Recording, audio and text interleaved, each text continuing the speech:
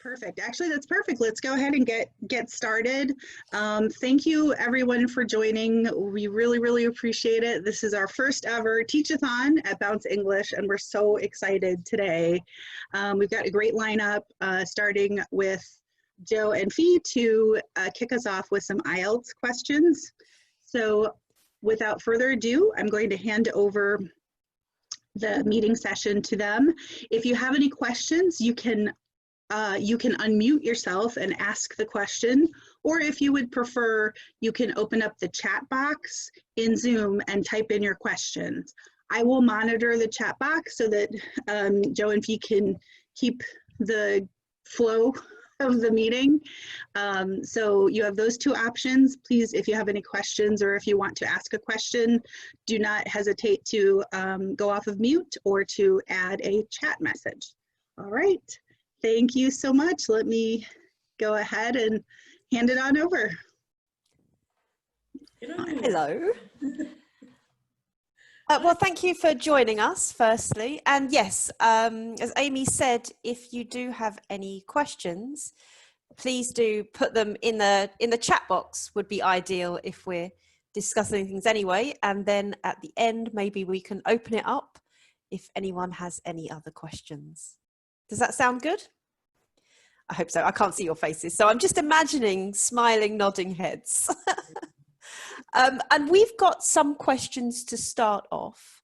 So I think what I'll do is ask Fiona a question first, and we can get some of your insights, and then you can ask me a question, and we'll work like that while we're collecting some more. Okay? Yep. Fiona. Should I memorise answers for the IELTS writing and speaking? Ideally not, no.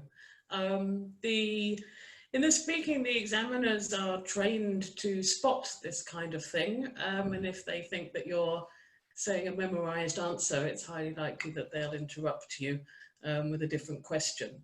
And also the problem with the writing, if you're memorising answers, is that there's a tendency to just write about the topic rather than answer the question, at which point you're likely to be penalised or you just won't get a high enough score.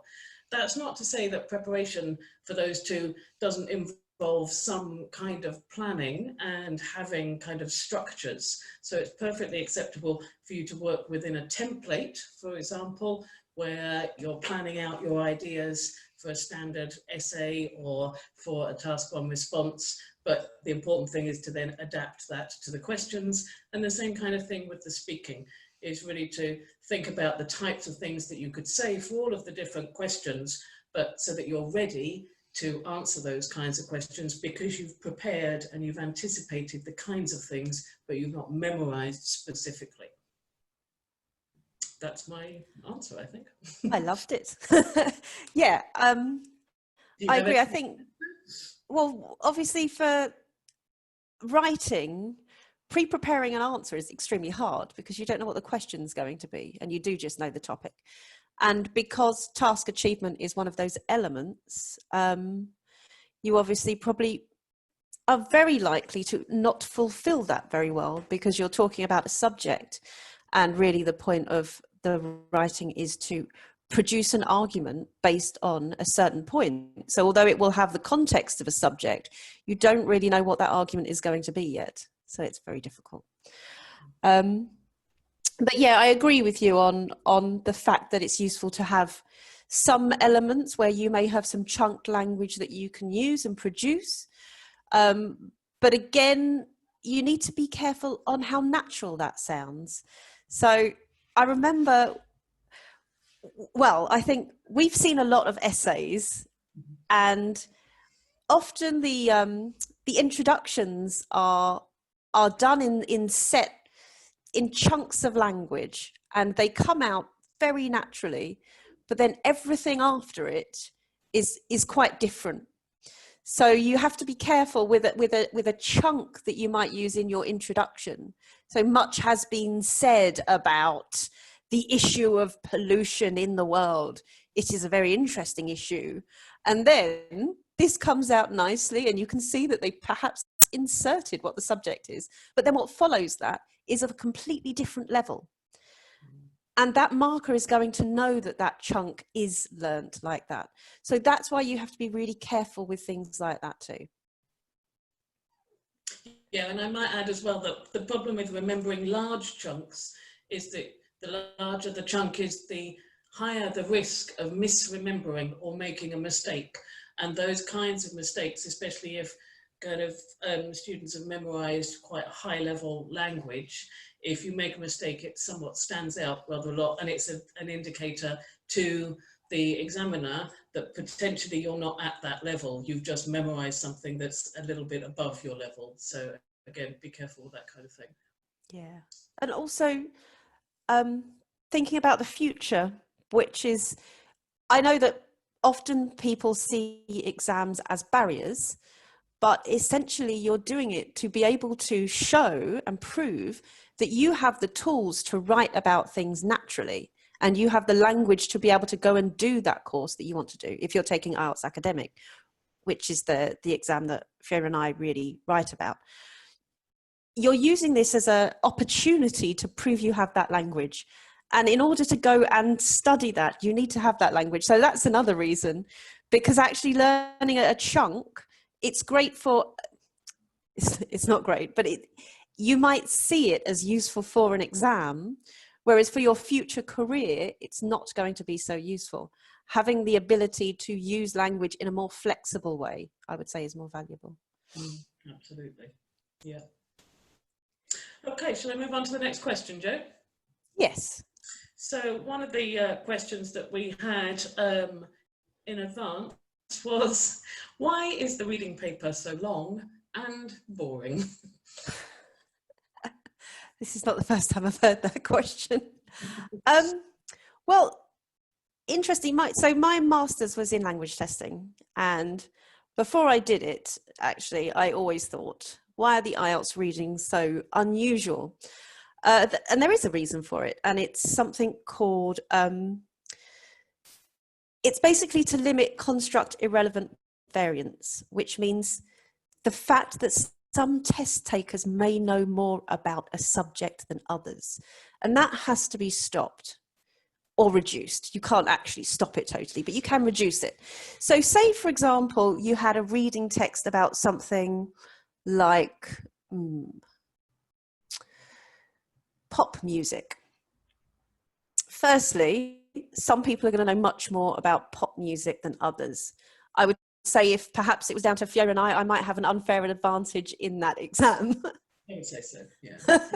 So realistically, if you're taking subjects that are well-known subjects, what you're doing is giving some students more of an advantage because they're likely to understand the context. And if they're likely to understand the context, it might help them get some of those questions right. It certainly makes that reading easier for them. So in terms of boring, what I would say is that perhaps they're picking subjects which are a little more unusual to limit that. Now, remember, obviously, we don't design or write these exams, but that is what I believe to be the case with that. And why they're so long? Well, firstly, there's 40 questions, so they need enough to answer that. But if you think about what they're testing, then they're mirroring the kinds of skills that are going to be used in an academic setting. So the kinds of skills you're going to use in an academic setting, or your students are going to use, are skills like skimming, scanning. I mean, I think if you think of university, often what is the case is that you've got quite a lot of articles to get through. You've got limited time. You have to find the relevant information, and then you read quite deeply. So these are a kind of mirror of the skills that you're going to be using in your academic career. And I would say that's one of the reasons why the exams are so large, and also to get the amount of questions which are a macro and micro kind of level questions. Fee, anything to add? Yeah, of course, agree completely with what you've just said.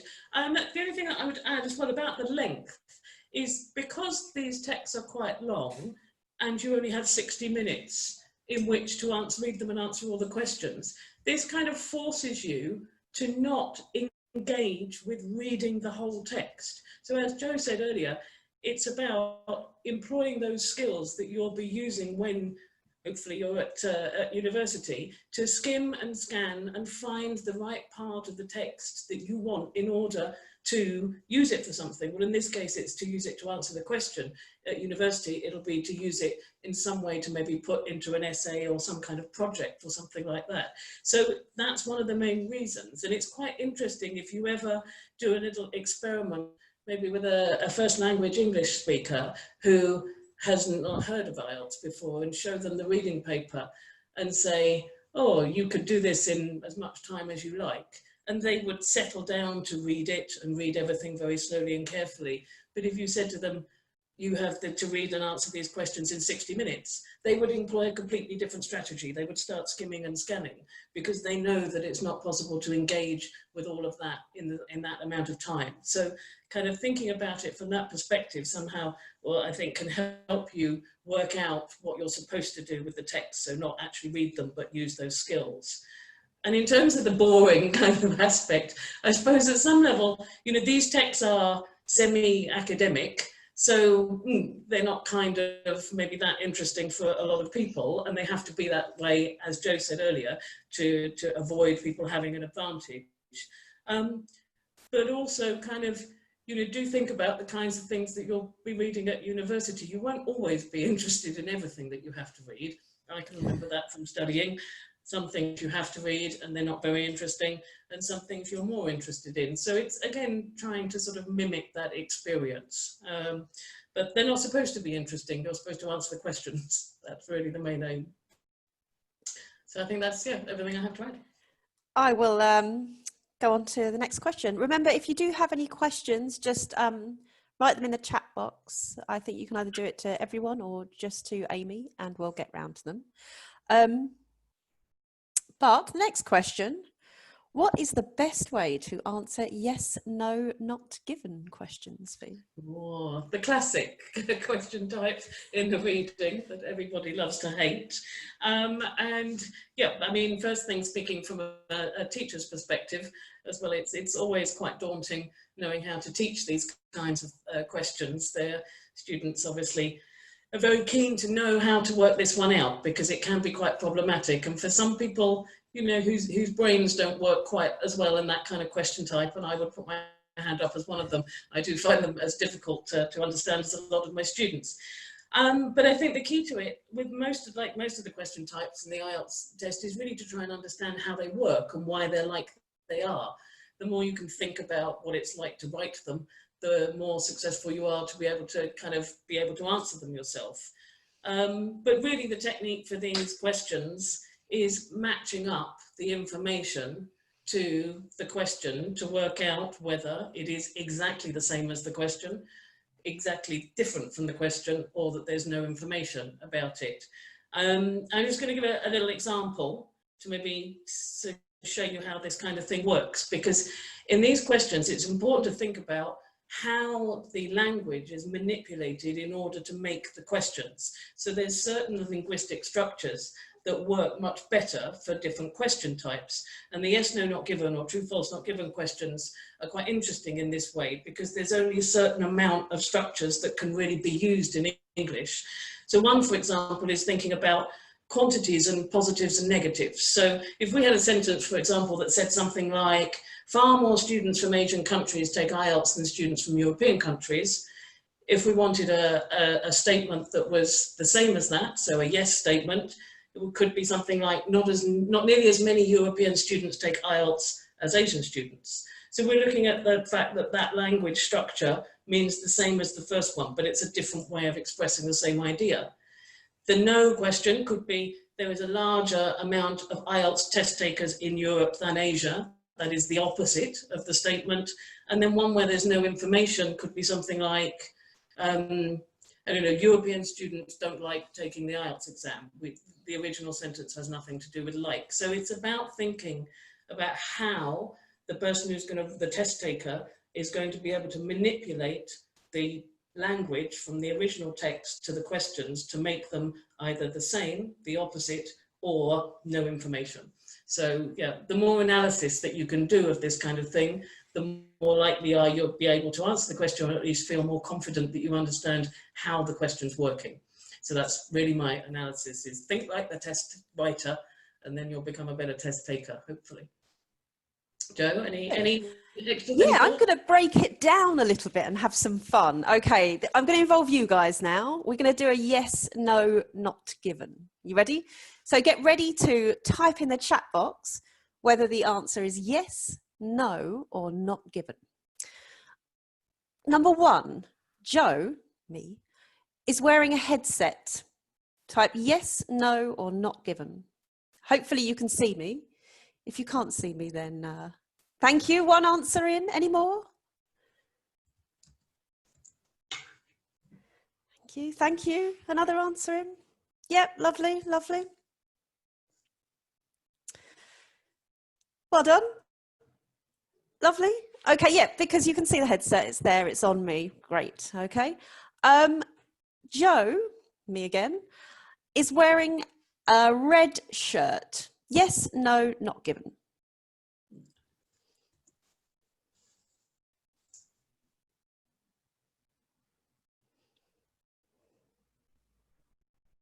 Lovely. No. Yeah, we can all see, hopefully it's blue, unless you're watching me in black and white, then it's difficult. Last one, Jo, me, they're all about me, sorry, is wearing green trousers. Yes, no, not given.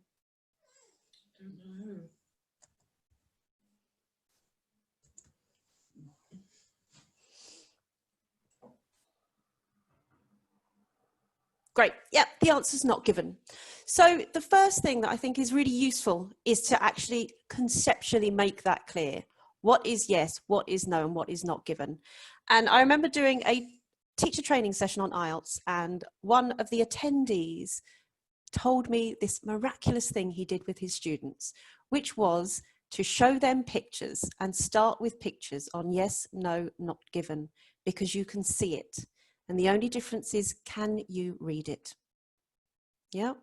So when you think about that, you could have, hold on, I've got something in here. I don't know if you can see that, but you could say, for example, Jo is drinking tea. You might think so, but it might be coffee. You can't know. It's not given.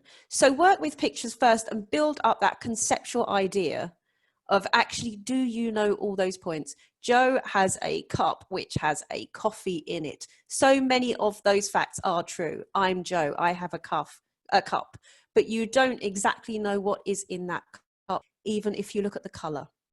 So start thinking like that, and then move it on to, instead of finding all the information, break it down into those few sentences that they need to find the answer, and do the same thing, but take it from a visual stance, so you can look at that from the theoretical idea of what you're meant to do, and then move it to reading, then move it to the details.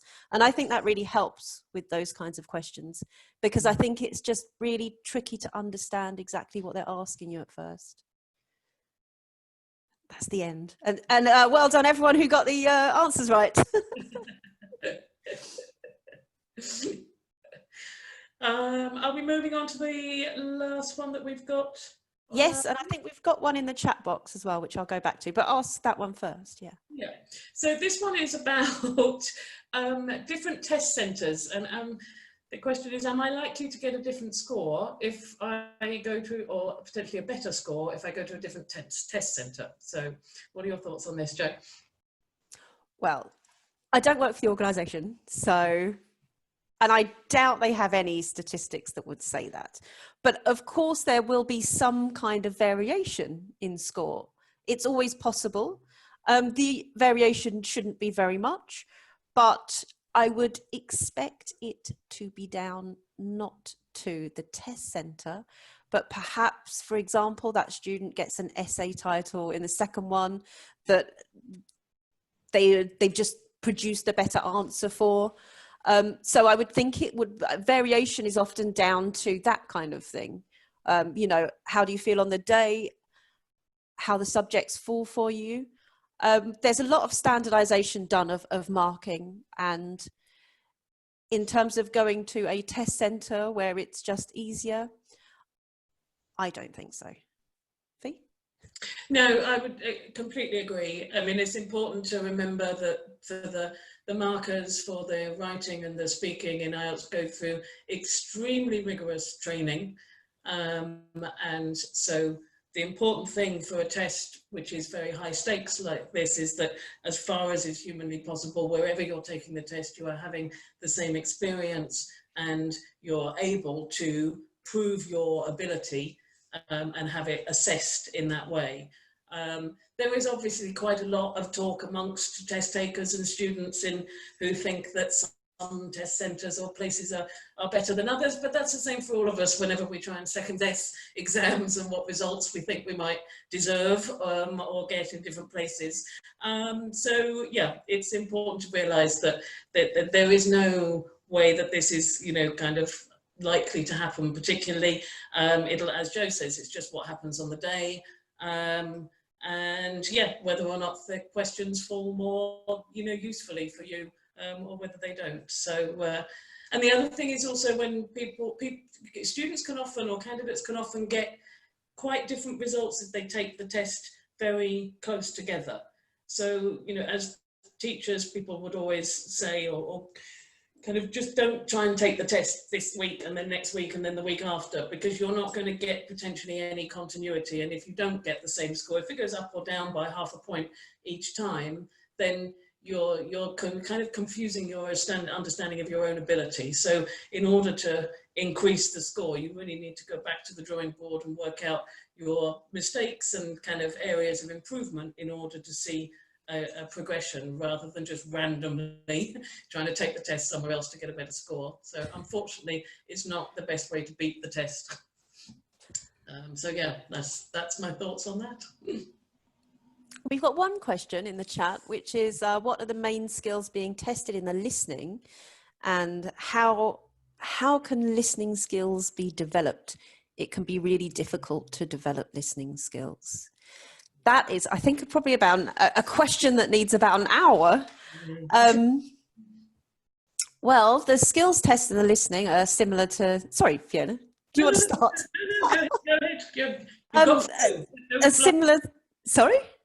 I said you've got flow, so go with it. Well, the skills tested in IELTS are similar to skills tested in most listening. So you're listening for gist, kind of the general idea. Sometimes you're listening for argument. Sometimes you're listening for details, specific details. So things like that. But developing listening skills is the $1 million question, because it often involves pronunciation at a basic level. It's sometimes quite easy to hear separate words, but if you can't hear that connected speech, that's going to be a problem. So I think, you know, accepting that those are connected and that pronunciation and understanding how pronunciation works in English really helps you with your listening. That's the first thing I would say. I would also say, listen, listen, listen. You just have to practice and you have to listen more and more. It's one of those things that is really hard in terms of being a teacher with listening, because we can come down to look at some of those most basic things like pronunciation and things like that. But unless you actually have listening practice, it might not improve that much. And obviously there is plenty of listening practice out there. There are things you can listen to on YouTube. There are tons of channels on YouTube for listening. You can listen to the radio. There are lots of things you can do. And then in terms of the exam, listening for the exam specifically, I think knowing how that exam works, and you can do that, you can often do that by looking how the questions work. So if you've got a multiple choice, for example, and say, what's the one? Okay, so say what kinds of guests is this hotel most popular with? Except let's turn that sentence into an English sentence. This hotel is most popular with blank. Old people, businessmen, families. Now, if you have a question like that, where you've got 3 options, old people, businessmen, families, then what you will often hear sometimes is distractors. So you will hear some of those words produced, yeah? while during June and July, this hotel is very popular with families all year round, we're extremely busy with professionals, which is our main market. Something like that. I know it's very difficult when you're just listening to me do it like that. But what I'm trying to say is you might hear the wrong answers, but what they're testing is that you don't just understand those key words, you're understanding the content behind that. So becoming quite an active listener is useful for the exam. Thinking that you don't just need to listen for those words directly, you need to listen to the content behind that, the meaning behind that. And I think the more practice you get with that, if you don't have books that you're using and you're looking for exams online, there are some practice tests you can use and look at how they're written. Go back and look at what the answers are and where the distractors are used. And then just keep thinking about that's going to happen in the exam and train for that. And obviously, practice the question types so that you're familiar with them when it comes to the exam. Fee? Yeah, obviously agree with everything that you said there, Jo.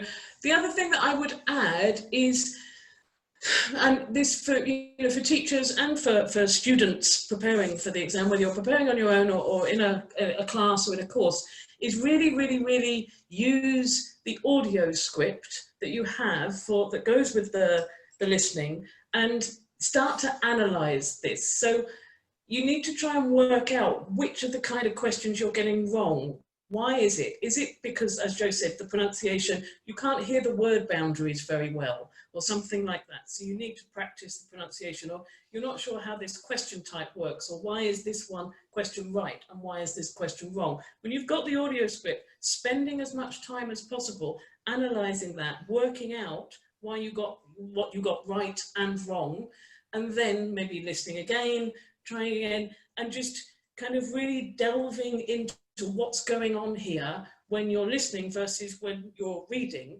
Potentially you can understand much more. So if you did the listening test as a reading, would you get all of the answers right? Did you still not get all of the answers right? So again, how has the test taker disguised the answers, and how have you either found the right answer through listening and discriminating between not matching up the words, as Jo said, listening to when something is paraphrased and knowing that was the right answer, or how have you missed this? What did they do? And again, think about the structures, the linguistic structures that are being used to hide the answer, because that's what a lot of the time is going on in both the reading and the listening, that it's all about paraphrasing the right answer. And that if you are a good student of language, then you will have the flexibility in your language understanding to know that this language has the same meaning as this one, that the way that it's been kind of rewritten for the questions and the answers means the same thing. And one thing that I think sometimes can be quite useful in order to understand this kind of thing, or how it works a bit more, is think about how that would work in your language. If you had to rewrite the text and the questions, or the audio script and the questions, what would it look like in your language, and how would a test writer hide the right answer, and how would you know that it was right and wrong? And this, I think, sometimes, because especially if your language is very similar in structure or very different in structure from English, it can give you an insight as to how this kind of thing works in a language test, and in this case in an English language test, as opposed to in whatever other language it might be written in. So yeah, using the language script, the audio script, and just analysing over and over and over, for me, is really helpful. Lovely. And I'm not sure if we've got any more questions. Amy, do we have any more? I didn't see any more. If there's any other questions, please put them in. We are at the top of our time, so I would like to very much thank both Jo and Fee for providing all this great information and tips. And I would like to thank all the participants for joining. We will be taking just a few minutes of a break before the next session starts. I do want to remind folks that we are hoping to raise some money through this activity, and we have a couple of charities that we're promoting. Let me go down to my next page.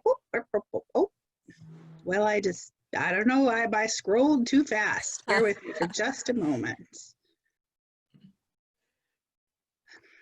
Great, we have a couple of charities that we would like to, promote. So please, if you have the opportunity, please go in and make a donation to either these charities or to your own local food bank.